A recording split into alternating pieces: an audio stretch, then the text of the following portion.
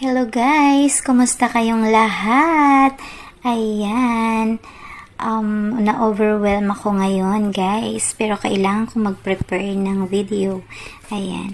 So, nag-scroll ako at gusto ko tong i-share sa inyo ang napakagandang na-experience ko during staycation with my family. Ayan guys. So, ipapakita ko sa inyo ang kagandahan ng toilet ng isang room na aming pinag-istihan. Ayan, papakita ko sa inyo guys.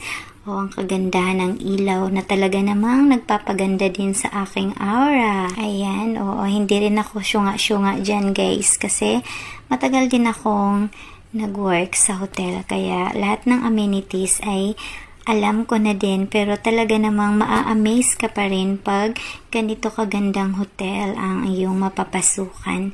Ayan, napakaganda ng mga amenities. Oo, amin it is. O diba, kailangan mong ubusin yan kasi amin it is yan. O diba, ganun lang guys. So syempre, ayan guys. Oo. Alam ko naman na yan ay na-experience na din ang karamihan sa atin. Pero ako talaga guys, pag ako napasok sa isang hotel, ang una ko talagang tinitingnan ay ang CR. I-check ko talaga kung gaano ito kaganda. Wow.